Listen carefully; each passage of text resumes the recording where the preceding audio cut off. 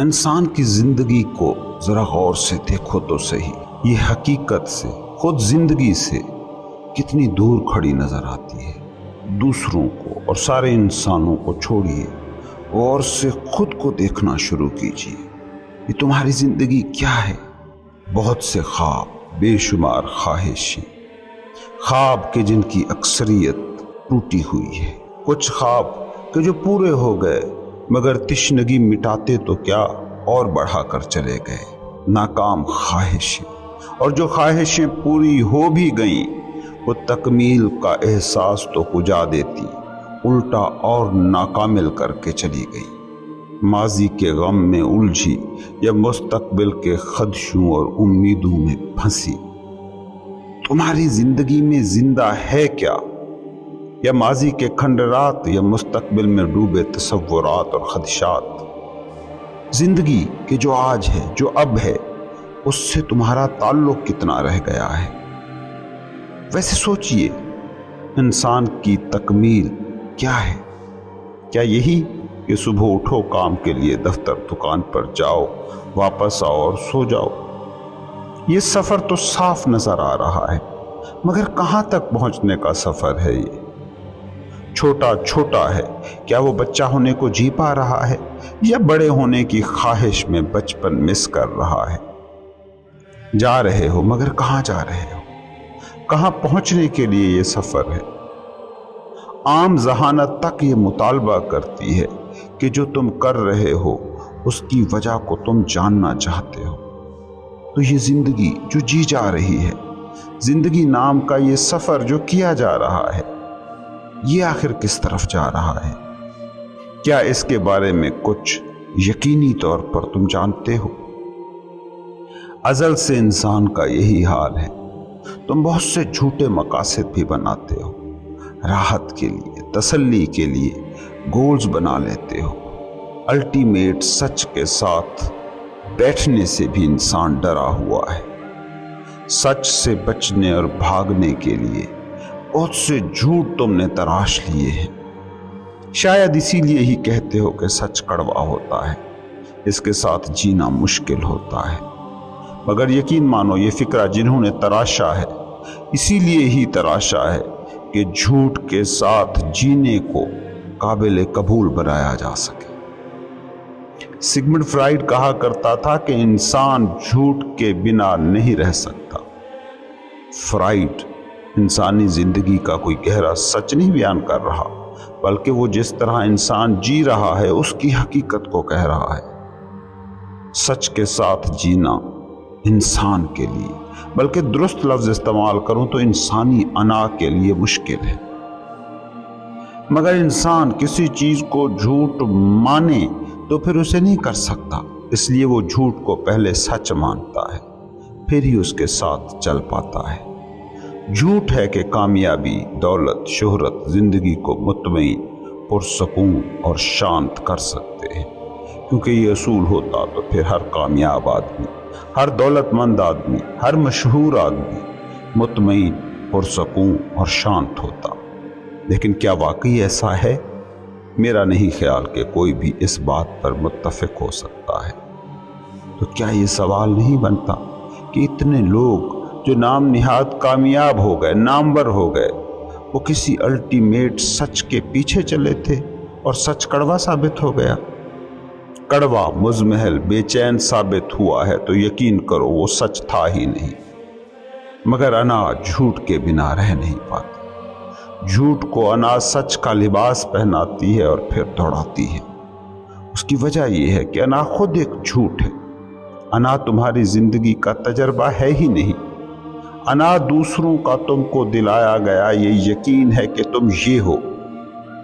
ایک جھوٹ ہے جو اتنا بولا گیا ہے کہ تم بھی خود کو انا مان بیٹھے ہو۔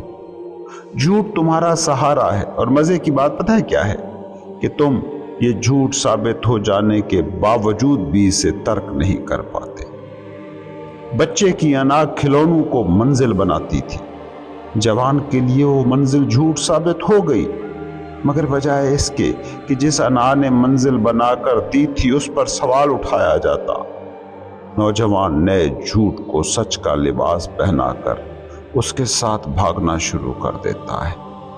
نوکری، سٹیٹس، شادی، اپنا گھر اور پتہ نہیں کتنی اور منزلیں وہ جوان پا لیتا ہے، اور انا بڑھاپے میں داخل ہو جاتی ہے تو یہ منزلیں پھر جھوٹ ثابت ہو جاتی ہیں۔ مگر سراب کے پیچھے بھٹکتے صحرا کے مسافر کی طرح وہ دور نظر آ رہے سراب کو سمجھنے کی بجائے نئی منزلیں، نئے مقاصد کے جھوٹ ترتیب دے لیتا ہے۔ سراب بنا رہے ٹول پر سوال پھر بھی نہیں اٹھاتا، سچ کی طرف جانے کا پھر بھی خیال نہیں آتا، پھر نئے جھوٹ بنا لیے جاتے ہیں۔ فرائڈ ٹھیک کہہ رہا ہے کہ انسان بطور اناج جھوٹ کے بنا نہیں رہ سکتا۔ جھوٹ کو انسان سہارا بنا لیتا ہے۔ جھوٹ جو انسان سچ کے متبادل کے طور پر تراش لیتا ہے، اس کی وجہ بس اتنی ہے کہ سچ کا پتہ نہیں ہے، سچ کی تلاش ہی نہیں ہے۔ حقیقی مقصد نہیں ملتا تو پھر جھوٹے مقصد بنا لیے جاتے ہیں، کیونکہ مقصد موٹیویشن دیتے ہیں۔ انسان ڈرتا ہے کہ مقصد نہ ہوگا تو صبح اٹھے گا کیسے، کام کیسے کرے گا، منزل نہ ہوگی تو جیے گا کیسے۔ انسان کو جب سچ اور سچا مقصد نظر نہیں آتا تو پھر وہ جھوٹ کو سچ بنا کر ایک خیالی منزل بنا لیتا ہے۔ میں یہ کروں گا، میرا مقصد یہ ہے، میں اتنے پیسے کماؤں گا، اتنی طاقت حاصل کروں گا، اتنی شہرت پاؤں گا، اور جب یہ سب پا لوں گا تو سب ٹھیک ہو جائے گا۔ مگر ٹھیک ہوتا کچھ نہیں ہے۔ جھوٹ کا سفر کسی سچی منزل تک پہنچا کیسے سکتا ہے؟ یہ جھوٹے مقاصد، یہ خیالی منزلیں انا کو وقتی سکون دے دیتی ہیں، تھوڑی دیر کے لیے اہم ہونے کا خبت انا پال لیتی ہے۔ میں کچھ کر رہا ہوں، یہ تسلی انسان پا لیتا ہے۔ پھر کچھ دور، کچھ دیر چلنے کے بعد زندگی کا سچ پکارتا ہے تو نئے تازہ دم مقاصد جوڑ لیے جاتے ہیں۔ جھوٹ کو تسلسل دینے کے اور بہانے تراش لیے جاتے ہیں۔ کبھی کھلونے منزل تھے تو کبھی ڈگری، کبھی محبوب یا محبوبہ میں تکمیل تھی تو کبھی بچوں کی شادی مقصد زندگی بناتے جاتے ہیں۔ جیسے کہتے ہیں نا کہ ایک جھوٹ کو بچانے کے لیے 1000 جھوٹ تراشنے پڑتے ہیں، بالکل ویسے ہی انا کے بنیادی جھوٹ کو چھپانے کے لیے ساری زندگی انسان جھوٹ بنا لیتا ہے، اور ایک مسلسل عدم اطمینان، بیک گراؤنڈ میں ہم آدم چل رہی بے چینی ساتھ چلتی رہتی ہے۔ کبھی غور سے دیکھیے نا اپنی زندگیوں کو، کیا ایسا نہیں ہو رہا؟ تم نے کتنے جھوٹ بنائے ہیں؟ لڑکا بڑا ہوگا، شادی کرے گا، بچے پیدا کرے گا، پیسے کمائے گا، شہرت حاصل کرے گا، اور تم مر رہے ہو، اور تمہارا باپ بھی اسی طرح گیا، یہ سوچ کر کہ تم بڑے ہوگے، شادی کرو گے، پیسے کماؤ گے، اور تمہارا بیٹا بھی ایسے ہی جیے گا۔ باپ بیٹے کے لیے مرتا ہے، بیٹا اپنے بیٹے کے لیے مرتا ہے، اسی طرح ایک دوسرے کو مارتے رہتے ہو، کوئی نہیں جیتا۔ مرنا اتنا آسان ہے، جینا اتنا مشکل۔ لوگ سمجھتے ہیں کہ موت بہت مشکل ہے، غلط سوچ ہے۔ میں کہتا ہوں موت تو ایک پل کا واقعہ ہے، بس ہو جاتا ہے۔ اصل میں موت نہیں، زندگی مشکل ہے۔ 70 سال جینا پڑتا ہے، 80 سال جینا پڑتا ہے، اور تم جھوٹ کے بغیر جینا نہیں جانتے، اس لیے تم ہزاروں جھوٹ پیدا کرتے ہو۔ شہرت، عہدہ، وقار، کامیابی، دولت، جب تم ان کی کمی محسوس کرتے ہو تو پھر مذہب، نجات، جنت، خدا، روح، میڈیٹیشن، نروان، لیکن ناکامل ہو اور کامل ہونے کا خیال نہیں چھوٹتا، خالی ہو اور خود کو بھرنے کا سراب نہیں جاتا، خود کو بھرنے کے لیے کچھ نہ کچھ کرتے رہنے کا دھوکہ نہیں جاتا۔ صوفی کو غور سے دیکھنا، اس کا سارا زور خود کو بھرنے پر نہیں، جھوٹ سے خالی ہونے پر ہوتا ہے۔ تمہارے خالی پن کو سچائی سے بھی بھرنے کی ضرورت نہیں ہے، بس تم جھوٹ سے آزاد ہو جاؤ۔ جو بچ رہے گا وہ سچ ہے، سچ کہ جو نہ کم ہے نہ زیادہ۔ یاد رکھنا، صحت تک پہنچنا ہو تو کچھ کرنا اس کے لیے ضروری نہیں ہے، بس بیماریوں سے آزاد ہو جاؤ، صحت ہوتی ہی ہے۔ روحانی سفر اسی کا نام ہے کہ جو جھوٹ سچ بنا کر تم جی رہے ہو، ان کے جھوٹ ہونے کو دیکھ لو۔ جھوٹ جھوٹ کے طور پر دیکھ لیا جائے، جھوٹ کے خاتمے کے لیے اتنا کافی ہے۔ خواب دیکھتے ہو، خواب میں بڑا حادثہ ہو گیا، بڑی کامیابی مل گئی، بڑی ناکامی ہو گئی، مگر صبح جب آنکھ کھلتی ہے تو کیا اس حادثے، اس کامیابی، اس ناکامی کو ڈیل کرنے کے لیے تم کوئی تکلف کرتے ہو، تردد کرتے ہو؟ کچھ بھی تو نہیں کرتے، بس خواب کو خواب کے طور پر جان لیا، دیکھ لیا، یہ کافی ہو گیا۔ اس خواب سے آزاد ہونے کے لیے اتنا بہت ہے۔ بیماری ختم ہو گئی، جو باقی ہے وہ صحت ہے۔ اور ایسا نہیں کہ تمہارے ان خوابوں سے تمہیں آزاد کرانے کے لیے سچ بولا نہیں گیا، بہت بولا گیا۔ اتنے نبی، اتنی بیدار روحیں آئیں، آسمانی کتابیں آئیں، سب آ کر چلے جاتے ہیں، مگر تمہاری انا جھوٹ پر ڈٹی رہتی ہے۔ تم ان جاگے ہوئے لوگوں کی باتوں سے جاگتے تو نہیں ہو، الٹا انہی بیدار روحوں کو بھی اپنے خواب، اپنی نیند کا حصہ بنا لیتے ہو۔ آخر یہ بھید ہے کیا؟ اس جھوٹ کا راز کیا ہے؟ بس ایک تکبر، انا جو ایک مکمل جھوٹ ہے۔ تم ہو، تم کچھ کر رہے ہو، تمہارے کرنے سے، تمہارے سوچنے سے چیزیں ہو رہی ہیں، تم اس جھوٹ، اس انا سے چمٹ گئے ہو۔ سوچو، جب پیدائش پر تمہارا کوئی بس نہیں، جب موت تمہاری ملکیت نہیں، تو ان دو واقعات کے درمیان تمہارا کیا ہو سکتا ہے؟ سچ کی کچھ ملکیت نہیں ہوتا، جھوٹ کی ملکیتیں ہوتی ہیں۔ انا کا جھوٹ قبضے کرتا ہے، میں اور میری ملکیتیں، یہ سراب ہے انا کا سارا کھیل۔ یہ تکبر کہ میں کچھ ہوں، کچھ کر رہا ہوں اور کچھ ہو رہا ہے۔ تمہارے بس سے باہر دو مقامات کے درمیان کچھ تمہارے بس میں ہو کیسے سکتا ہے؟ جب تمہاری زندگی کے دونوں سرے اجنبی ہیں، جب تمہارا آغاز اور انتہا، جب تمہاری پیدائش اور موت تمہارے بس میں نہیں، تو اس کے درمیان میں کیسے یہ وہم پال لیتے ہو کہ تم ہو اور تم کچھ کر رہے ہو، اور کچھ تمہارے بس میں ہے اور کچھ تمہاری ملکیت ہے؟ یہ وہ جھوٹ ہے جو انا تراشتی ہے، یہی انا جو جھوٹی اور متکبر ہے، یہی تمہیں جاگنے نہیں دیتی۔ یہی جو انا ہے، یہ نیند کے نئے نئے حربے اور گر تمہیں سکھاتی رہتی ہے۔ تم سچ کے نام پر ہزاروں جھوٹ تراش سکتے ہو، جھوٹوں کو چھوڑ کر، ان سے آزاد ہو کر سچ کے سامنے کھڑا نہیں ہونا چاہتے۔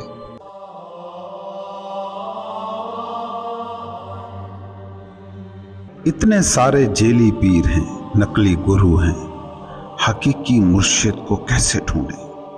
یقین مانیں جس کا بھی یہ سوال ہے، وہ مرشد ڈھونڈ ہی نہیں رہا۔ شدید بیماری لاحق ہو جائے تو اصلی ڈاکٹر کیسے ڈھونڈتے ہو؟ امیر بننے کا روگ لگ جائے تو دولت کمانے کے قابل بنانے والا گرو کیسے ڈھونڈتے ہو؟ پینٹر بننے کا جنون لگ جائے تو ڈاوینچی جیسے آرٹ گرو کیسے ڈھونڈ لیتے ہو؟ حقیقی سیکر ہو، سمجھدار ہو، سمارٹ ہو، جو کھیل کھیل رہے ہو، اس کھیل کے لیے تجسس جاگ گیا ہے، تو حقیقی گرو، مرشد بھی مل ہی جاتا ہے۔ معمولی سا سر درد ہو تو ڈاکٹر سے مشورہ ہی نہیں کرتے، سٹور سے جا کر خود کوئی گولی لے کر کھا لیتے ہو۔ حقیقی گرو کی تمہاری تلاش بس ایسے ہی ہے۔ لیکن اگر کوئی سیریس بیماری ہو جائے پھر کیا کرتے ہو؟ اس سٹور سے لے کر ہر ملنے والے سے اس بیماری کے اسپیشلسٹ ڈاکٹر کا پوچھتے ہو۔ کوئی بھی مرشد حقیقی یا جیلی نہیں ہوتا۔ حقیقی یا جیلی مرشد کا تعلق ہی نہیں، حقیقی یا جیلی مرید کا معاملہ ہے۔ بیزاری بھری زندگی سے تھک گئے ہو، اکتا گئے ہو، طلب جاگ پڑی ہے، اپنی حقیقت جاننے کا شوق لگ گیا ہے، تو یقین مانو کوئی جیلی پیر بھی تم کو پہنچا دے گا۔ اس کا کچھ لینا دینا پیر سے نہیں ہے، اس کا لینا دینا ہے تم سے۔ میں کہتا ہوں فرض کرو ایک بالکل کامل، اکمل، تمہارے ذہن کے تراشے ڈھانچوں کے بالکل مطابق گرو تمہیں مل گیا، کیا وہ تمہیں واقعی پہنچا دے گا؟ اچھا اس کو یوں دیکھ لو، दुनिया में कुछ तो हकीकी मुर्शिद होंगे ही ना कभी रहे होंगे ना। क्या उनके सारे मुरीद पहुंच गए? कभी नहीं। गुरु पहुंचने का जरिया होता तो फिर सब पहुंच जाते। सब नहीं पहुंचे तो फिर क्रेडिट पहुंचने वाले को मिलना चाहिए। हाँ, जो पहुंचेगा वो अपने गुरु का शुक्रगुजार जरूर होगा। वो कहेगा भी यही ही कि मुर्शिद के सदके पहुंचा हूं। मगर ये असल वाकया नहीं है। एक ही सिलेबस, एक ही किताब, एक ही स्कूल कॉलेज, एक ही उस्ताद प्रोफेसर, मगर सिर्फ एक टॉप पर पहुंचा, फर्स्ट आया, तो क्रेडिट किसका है? सिलेबस का, स्कूल का, उस्ताद का? अगर इनका क्रेडिट होता तो सभी पहुंचते, मगर सब पहुंचते नजर नहीं आते। पीरी मुरीदी के नाम पर सदियों से खेल खेला जा रहा है, जैसे बाकी खेल चल रहे हैं। दौलत कमाने का खेल, अपने घर की तामीर का खेल, तरक्की का खेल, उसी तरह का ये भी एक खेल है जो चल रहा है। ये तुम्हारी तलाश से थोड़ी जागा है, ये तुम्हारा अपना तजस्सुस थोड़ी है। खानदान सदियों से किसी खानदान का मुरीद आ रहा है, तुम भी जाकर उसके मुरीद हो गए। तुम उसे कामिल अकमल भी कहते रहो, तुम्हारे साथ कुछ भी नहीं होता। मेरे इलाके में रिवायती नस्ली और खानदानी पीरी मुरीदी सदियों से चल रही है, मगर पहुंचे हुए लोग कहीं नहीं मिलते। क्या वजह होगी इसकी? क्या इसका मतलब ये है कि ये इंस्टीट्यूशन बंद हो जाए? क्या इसका मतलब ये है कि मुर्शिद की जरूरत नहीं? बिल्कुल भी नहीं। जो क्लास में अव्वल आ गया है उसे भी वो सिलेबस, वो स्कूल, वो टीचर ना मिलता तो ना पहुंच पाता। पहुंचा है तो किरदार सबका है, रोल सबका है, मगर पहुंचने की आग उसकी अपनी है। और असल चीज यही आग है।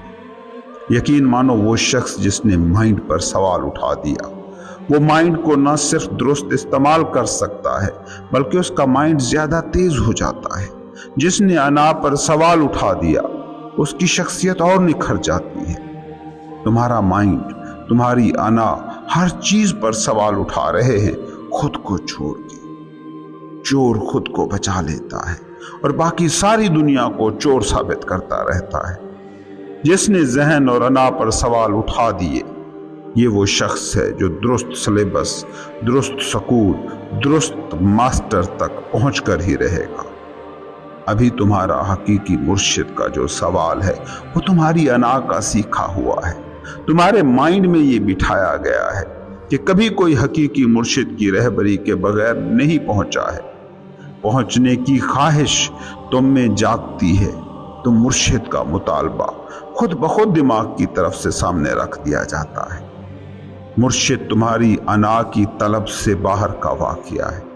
तुम अना के दायरे में उसे लाते हो तो हकीकी मुर्शिद भी तुम्हारे लिए जेली ही साबित होता है। हकीकी मुर्शिद पाने का सवाल बड़ा अहम है, वाक़या बहुत ही बेमिसाल है, मगर ये सवाल तब उठे तो काम करेगा जब हकीकी मुरीद तख्लीक हो जाए। हकीकी मुरीद फिर ऐसा मैग्नेट बन जाता है कि जिसकी तरफ हकीकी मुर्शिद खुद खिंचा चला जाता है। देखते नहीं हो अच्छे नंबर लेने वाले ज़हीन तुलबा को तालीमी इदारे ढूंढते फिर रहे होते हैं, वजीफे दे रहे होते हैं, उसे कितने इंसेंटिव्स मिल रहे होते हैं। ज़हीन स्टूडेंट बनो, इदारे खुद तुम्हें ढूंढ लेंगे। स्मार्ट मुरीद बनो, हकीकी मुर्शिद खुद तुम तक पहुंचेगा। हकीकी मुरीद असल में लिटमस टेस्ट होता है जो साबित करता है कि मुर्शिद हकीकी है या जाली। असली मुरीद मिल जाए तो यकीन मानो नकली पीर उससे भागेगा। एक बड़ा ही इंटरेस्टिंग वाकया है, जरा वो सुनिए। एक नकली पीर साहब का दावा था कि वो खुदा का पता जानता है।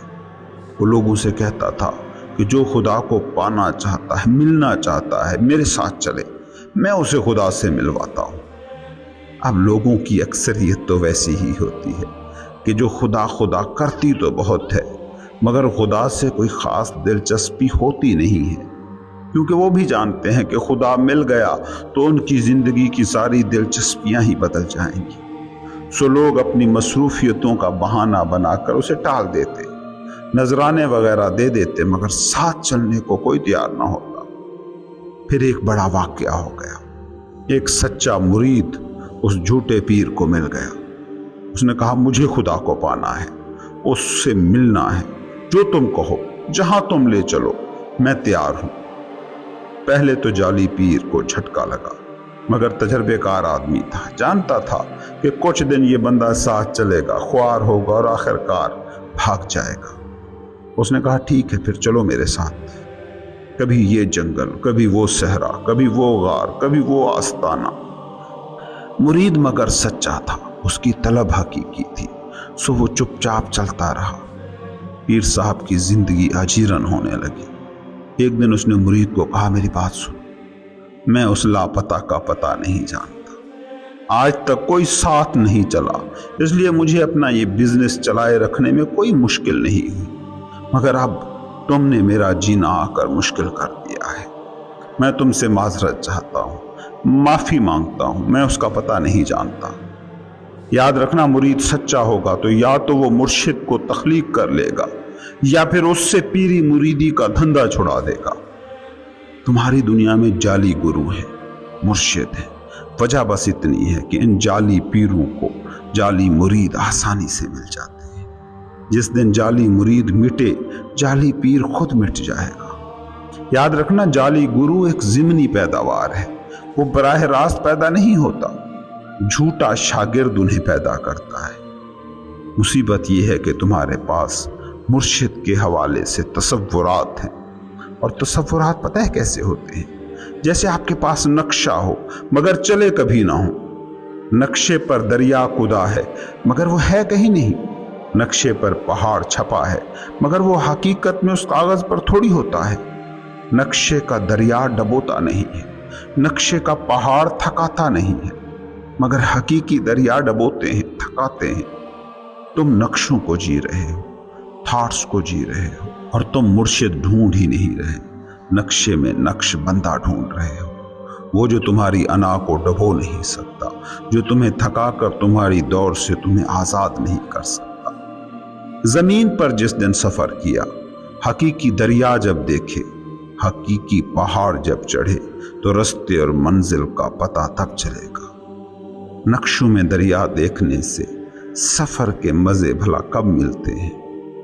مرشد کی تلاش کے نام پر تم ذہنی نقشہ لیے بیٹھے ہو، تم اس مرشد کی اطاعت نہیں کر رہے بلکہ اپنے ہی ایک ذہنی تصور، اپنے ہی ایک تراشے بت کی پوجا کر رہے ہو۔ اس کائنات میں موجود ہر شخص منفرد ہے، ہر شخص کو الگ طریقے سے گرو ملتا ہے، سب ایک ہی رستے سے چل کر کبھی نہیں پہنچے ہیں، اور کوئی کسی گرو کی وجہ سے کبھی نہیں پہنچا ہے۔ جو پہنچا ہے اپنی وجہ سے پہنچا ہے۔ جو بھی سفر پر نکلا اسے ایک بات ضرور معلوم ہوئی کہ ہر ایک کو اپنا راستہ خود تلاش کرنا ہوتا ہے۔ ایک ہی رستے پر چل کر دنیا میں کبھی کوئی دو لوگ نہیں پہنچے ہیں، جو پہنچے ہیں اپنے ہی رستے سے پہنچے ہیں، اور پہنچ کر جس منزل پر پہنچے ہیں وہ ایک ہی رہی ہے۔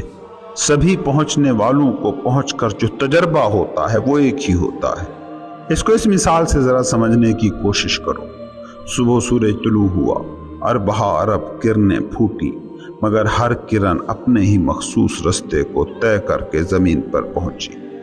اب یہ کرن واپسی کا رستہ ڈھونڈنا شروع کرتی ہے۔ تم بتاؤ، اگر یہ واپس پہنچی تو کس رستے سے پہنچے گی؟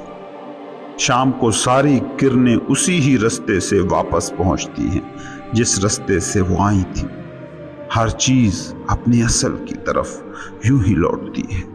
کبھی کوئی کرن کسی دوسری واپس پہنچ جانے والے کرن کے رستے پر چل کر نہیں پہنچی ہے۔ حقیقی مرشد کا کام اس سمجھ کو پیدا کرنا ہوتا ہے کہ جب بھی تم پہنچو گے اپنے ہی طریقے سے پہنچو گے۔ اس کی رہنمائی کا تعلق اسی بات سے ہوتا ہے کہ وہ کہتا ہے کہ اپنے دیے آپ بنو، جو تمہیں تم تک پہنچا دے وہ ہے حقیقی مرشد۔ باقی کھیل کے نام پر تم یہ پیری مریدی کا کھیل کھیلتے رہ سکتے ہو جیسے باقی سب کھیل کھیل رہے ہو۔ کوئی جعلی پیر نہیں، بالکل ویسے ہی کوئی حقیقی پیر بھی نہیں۔ ہاں، مرید جعلی ہو سکتے ہیں، مرید حقیقی ہو سکتے ہیں، اور یہی اصل واقعہ ہے۔ سمجھو، دیکھو، جو زندگی تم جی رہے ہو اس پر غور کرو، جو زندگی دوسروں کو جیتے دیکھ رہے ہو اس پر دھیان لگاؤ۔ درختوں کو دیکھو، پرندوں، آسمانوں، زمینوں پر غور کرو۔ انائی کھیل سے تھوڑے تھوڑے وقفے نکالتے رہو۔ وہ وقت آئے گا کہ تم حقیقی مرید ہو جاؤ گے، اور پھر حقیقی مرشد کہیں دور نہیں۔ تمہارے اندر ہر وقت گرو موجود ہے، پہلے اسے جگا لو۔ اچھے محنت کرنے والے اسٹوڈنٹ بن جاؤ تو ہر ادارہ اور معمولی سا استاد بھی تمہیں پہنچا سکتا ہے۔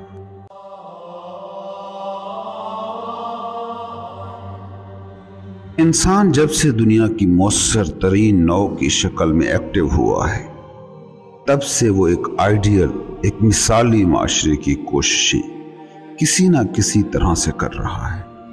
زندگی کو خوبصورت بنانے کی وہ کوشش کر رہا ہے، مگر کیا وہ اپنی اس کوشش میں کامیاب ہو پایا ہے؟ اس سوال کا جواب ہاں میں دے پانا ناممکن ہے۔ وہ انقلاب جس کی خواہش انسان صدیوں سے کر رہا ہے، وہ کم سے کم ابھی تک تو ممکن نہیں ہو پایا ہے۔ کبھی اس پر غور کیا ہے کہ وہ انسان جس نے زمین کا عملاً نقشہ بدل دیا ہے، جس نے ستاروں پر کمندیں ڈال دی ہیں، جس نے زمین دریافتوں، ایجادوں، آسائشوں سے بھر دی ہے، اس کی زندگی کا خود پر بیت رہا تجربہ کیوں خوشگوار نہیں ہو پایا ہے؟ وہ کیوں ہر وقت ایک عجیب سی بے چینی فیل کرتا ہے؟ انقلاب آخر کیوں ممکن نہیں ہو پایا ہے؟ اس ناکامی کی بنیادی وجہ بس ایک ہے۔ سیاست اور تاریخ میں دلچسپی رکھنے والے بخوبی جانتے ہیں کہ دنیا میں جتنے بھی انقلاب، سیاسی سماجی انقلاب آئے ہیں، ہر انقلاب رد عمل تھا کسی خاص جبر کا، ایک قسم کا سیاسی، سماجی، معاشی ڈھانچہ جو لوگوں کی اکثریت کو دکھی کر رہا تھا، اس سے انسان اکتا گیا اور اس کے خلاف کوشش کی۔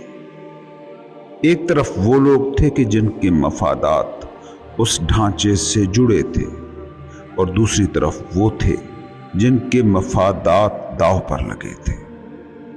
اگر دوسرے طبقے کی کوششیں کامیاب ہو گئیں تو اسے کہا گیا انقلاب، اور اگر پہلا گروپ کامیاب ہو گیا تو اسے نام دیا گیا بغاوت۔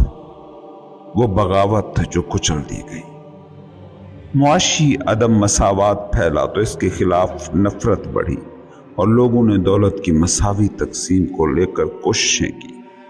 جہاں یہ کوششیں کامیاب ہو گئیں اسے کہا گیا بلشوک انقلاب، سوشلسٹ انقلاب۔ کوشش ناکام ہو گئی تو اسے نام ملا بغاوت کا۔ سیاسی آزادیوں کے لیے کوششیں کامیاب ہوئیں تو نام انقلاب، ناکام ہو گئیں تو بغاوت۔ کسی بھی انقلاب کو اٹھا کر دیکھ لیں، وہ رد عمل ہوگا، اور رد عمل میں ہمیشہ ایک خرابی ہوتی ہے کہ اس کے پیچھے جو موٹیویٹنگ فورس ہوتی ہے وہ ہوتی ہے غصہ، عدم اطمینان، بے چینی۔ اب اس موٹیویشن سے تحریک پا کر جو انقلاب برپا کیا گیا وہ پیار، اطمینان اور چین لے آئے گا۔ یہ کس طرح ممکن ہے؟ انقلاب ایکشن ہو تو کامیاب ہونے کے سارے چانسز ہوتے ہیں، اور ری ایکشن ہو تو کبھی کامیاب نہیں ہو پاتا۔ سیاسی، سماجی، معاشی انقلابات کے مقابلے میں مذہبی انقلابات کو رکھیں تو شاید فرق کچھ سمجھ میں آ پائے۔ جتنے بھی بانیان مذہب ہیں ان کو غور سے دیکھیے۔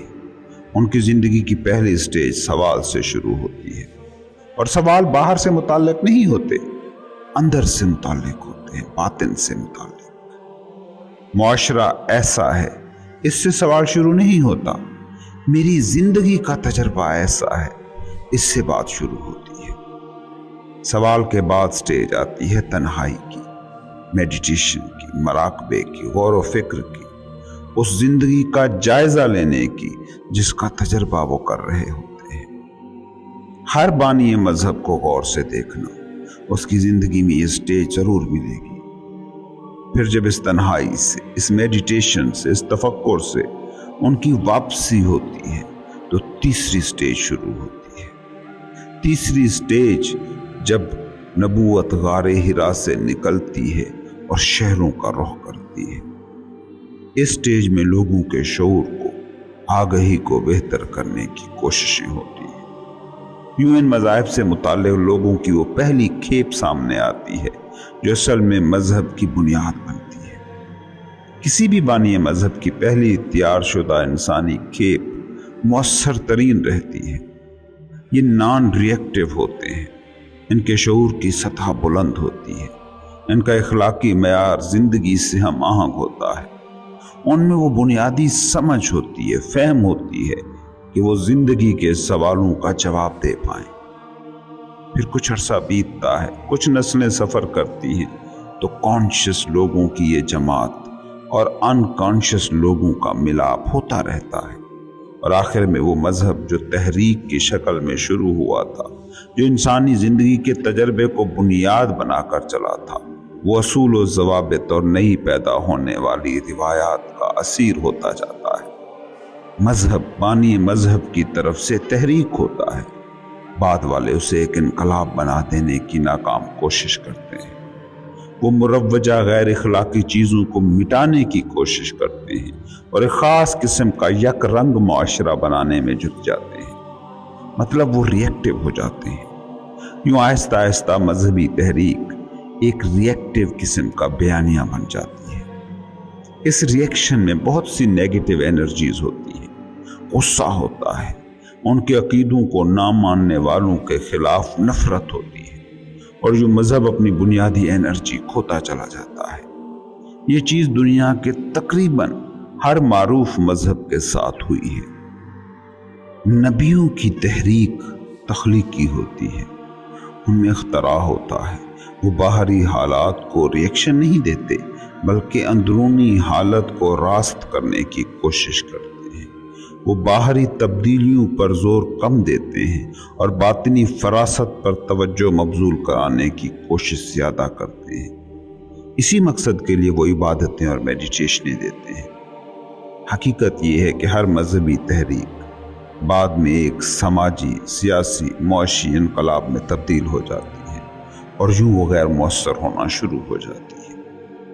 इनकलाब जो हमदर्दी से फूटता है वो कभी रिएक्शन नहीं होता। प्यार, हमदर्दी, पीस रिएक्शन से नहीं फूटते। किसी से प्यार करने के लिए, किसी से हमदर्दी करने के लिए किसी मोटिवेशन की कोई ज़रूरत नहीं होती, मगर गुस्सा, नफरत, बदला, इसके लिए मोटिवेशन चाहिए होती है। इसके लिए रिएक्टिव होना पड़ता है। प्यार बेवजह होता है, नफरत के लिए वजह का होना ज़रूरी होता है। प्यार एक्शन होता है, नफरत रिएक्शन होती है। इस खेल में सबसे अहम पॉइंट ये है कि प्यार में एक्शन की सारी जिम्मेदारी, सारी मोटिवेशन, सारा जज्बा, सारी कंट्रोलिंग एनर्जी आपके पास होती है, आपके बस में होती है, आप मुकम्मल आज़ाद होते हैं। मगर नफरत में सारा कंट्रोल सामने वाले के एक्शन से जुड़ा होता है। आप सारे के सारे किसी और के बस में होते हैं। इंसानों ने जो इनकलाबात लाने की कोशिशें की हैं, उनमें बुनियादी खराबी यही थी कि इनकलाबियों के एक्शन इनकलाब मुखालिफ ताकतों के एक्शंस पर मुनहसर थे। गरीब इनकलाबी के हर एक्शन को अमीर तबके के एक्शन तय करते हैं। जमहूरियत पसंदों की सारी हिकमत अमली जमहूरियत मुखालिफ तय करते हैं। ये रिएक्टिव इनकलाब कभी भी पॉजिटिव कैसे हो सकता है, कभी भी आपके बस में कैसे हो सकता है।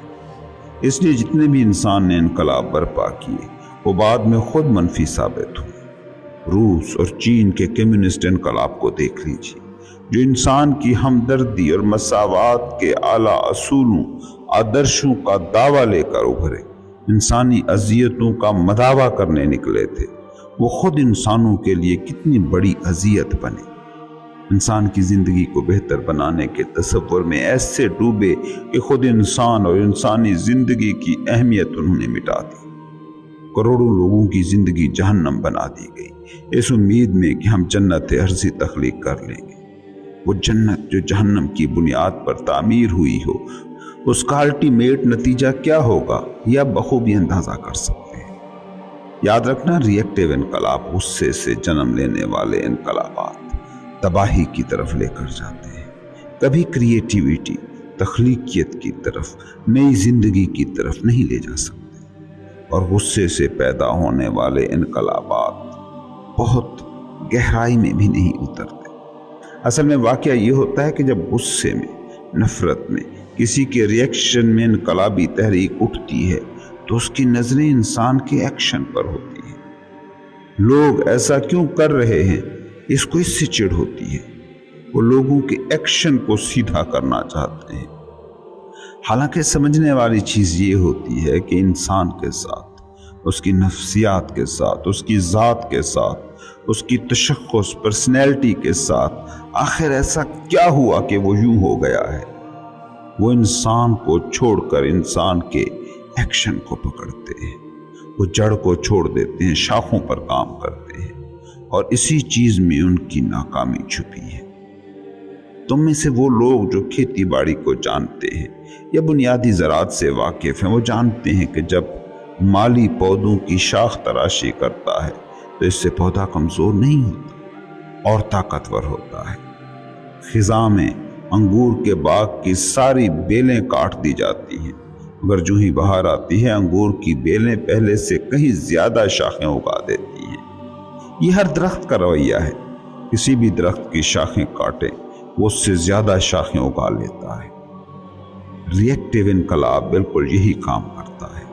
वो लोगों के एक्शंस की शाखें काटने के लिए कानून बनाता है, सख्त ज़ाब्ते बनाता है, उनकी आज़ादियाँ छीन लेता है और समझता है कि इंसान बेहतर हो गया, हालांकि जड़ पर काम किया ही नहीं गया। सोचें, जिस तरह माली शाखों की तलाश खराश करता है, उसी तरह अगर वो जड़ों की ट्रिमिंग करता तो क्या वो दरख्त बच पाता? बिल्कुल भी नहीं। यही रिएक्टिव इनकलाब का बुनियादी मसला है। वो शाख तराशी करता है, लोगों के आमाल को बदल देता है, मगर लोगों की आगाही को, उनकी अवेयरनेस को, उनके शऊर को नहीं बदलता। वो जड़ों पर काम नहीं करता। सोचिए, कुछ लोगों को इस बात पर गुस्सा आ गया कि 1% लोगों के पास 99% दौलत क्यों है, जबकि 99% लोगों के पास सिर्फ 1% दौलत क्यों है। वो इसी गुस्से में उठे और उन्होंने सबकी दौलत छीन ली और सब में फिर बराबर तकसीम कर दी। मगर वो ये सवाल उठाने से कासिर रहे कि दौलत को जमा करने का ये जुनून इंसान में पैदा कैसे हुआ। अब दौलत तकसीम हो भी जाए, लेकिन आदमी वही होगा जिसने पहले दौलत जमा की थी, जिसके पास दौलत को जमा करने का खत मौजूद है। लोगों को दौलत जमा करने का मौका नहीं मिलेगा तो वो कुछ और जमा करेंगे, क्योंकि जमा करने की बीमारी उनकी नफ्सियात में दाखिल है। इस नफ्सियात को दुनिया का कोई भी इनकलाब मौजू नहीं बनाता। अपने इनकलाब को मुमकिन बनाने के लिए लिटरेचर बहुत लिखा जाता है, जो कुछ अरसे बाद सिर्फ प्रोपेगेंडा साबित होता है। असल बीमारी तो थी अना। जिस आदमी ने दौलत जमा करके अना हासिल की, उसकी बुनियादी बीमारी दौलत नहीं, अना है। उसकी अना कह रही है कि पास पैसा होगा तो मैं कुछ हूं। दौलत जमा करने पर बैन लगा दोगे, वो सियासत में ऊंचे ओहदे ढूंढकर अना की इस जरूरत को पूरा करने की कोशिश करेगा कि कुछ तेरे पास होगा तो तेरा वजूद साबित होगा। पुरानी बीमारी अपनी जगह खड़ी है। अभी वही तकब्बुर, वही बात, वही अना कि मैं कुछ हूं। अब वो दौलत नहीं छीनता बल्कि इख्तियार छीनता है। अब ये दूसरे आदमी को गरीब नहीं करता बल्कि उसे कमजोर करता है। मसावी और खुशहाल माशरे तख्लीक करने के लिए इनकलाब लाने वाले रूस और चीन में इख्तियार के लिए क्या क्या साजिशें और कोशिशें होती होंगी, वो आप खुद ही सोच सकते हैं। और हर माशरे में यही हो रहा है। हर सियासी जमात का नारा है इनकलाब, हर समाजी तहरीक का नारा है इनकलाब, मगर हर जगह वही एक अना काम कर रही है। ओदू, दौलत और स्टेटस से चिमटने वाली अना का ढंग वही है, क्योंकि अना को कुछ दोगे कि जिससे वो चिमट सके तो ही तो उसका वजूद साबित होगा। तुमने अना को खुराक देने का अमल नहीं रोका, बस खुराक बदल दी। और हर नई खुराक जो तुम अना के लिए खोजते हो, यकीन मानो वो पिछली ग़िज़ा से भी ज्यादा ताकतवर और अना को मजबूत करने वाली होती है। ایک شخص کی انا ہے کہ میں دولت کما لوں تاکہ لوگ پہچانیں۔ وہ جو کوشش کر رہا ہے اس کی وہ کوشش اور اس سے جڑی اذیت اس شخص کی کوشش اور اذیت سے بہت کم ہوگی جو پوری دنیا سے غربت مٹا دینا چاہتا ہے۔ انسانی تاریخ کے گزرے 5000 سالوں کے انقلابات کو غور سے دیکھیں، سب کسی چیز کے ریئیکشن کا نتیجہ ہے۔ ریئیکشن کی نیچر کو سمجھیے۔ یہ کبھی تمہارے وجود، تمہاری زندگی کے تجربے میں، تمہاری ہستی میں گہرا نہیں اترتا۔ مثال کے طور پر تم اپنے امیر دوست کے ساتھ مقابلہ کر رہے ہو، اس سے نفرت کرتے ہو کہ اس کے پاس دولت زیادہ ہے، میں اس سے زیادہ دولت کما کے دکھا دوں گا۔ ہو سکتا ہے اس سے تمہیں دولت کمانے کی موٹیویشن مل گئی ہو، مگر کیا یہ مقابلہ تمہاری ذات میں اتنا گہرا اترا ہوتا ہے؟ کبھی بھی نہیں۔ ہاں، جب تک مقابلے کی آگ میں تم جل رہے ہوتے ہو، انا کو مطلوبہ انرجی ملتی رہتی ہے۔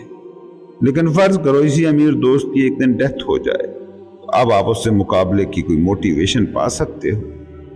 ریئیکشن ایسے ہی تمہارے وجود کی جھیل میں بس چھوٹا سا پتھر ہوتا ہے۔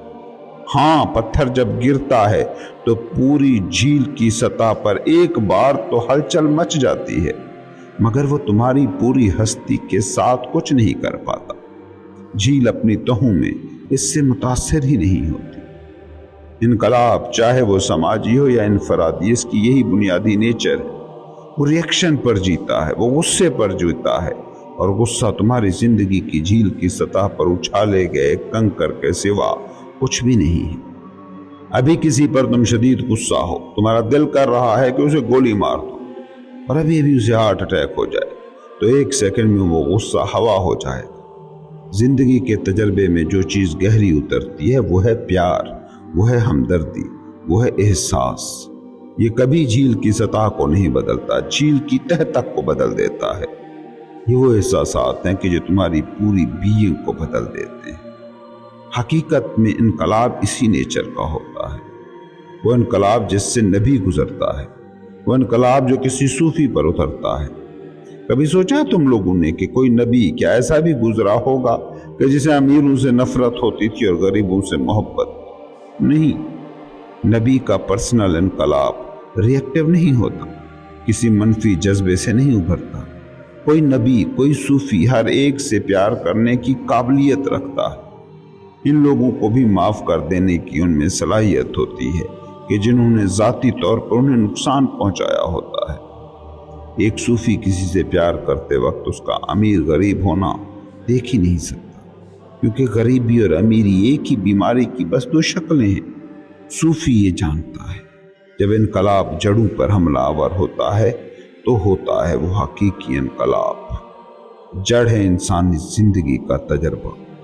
تم لوگ اپنی زندگی میں انقلاب ڈھونڈ رہے ہو، شاخوں پر کام کر کے، نوکری، عہدہ، گاڑی، بنگلے یا اسی قسم کی اور شناختوں کو جمع کر کے، تاکہ انا کو چمٹنے کے لیے کوئی محاذ مل سکے۔ جڑ پر کام یہ ہے کہ تم میں یہ سمجھ پیدا ہو جائے کہ میری زندگی کے تجربے کا مجھے حاصل اشیاء سے کوئی بھی لینا دینا نہیں۔ میرا میں ہونا، مجھ پر گزر رہا زندگی کا تجربہ، یہ چیز ہے جو طے کرتی ہے، نہ کہ مجھے حاصل یا نہ حاصل چیزیں۔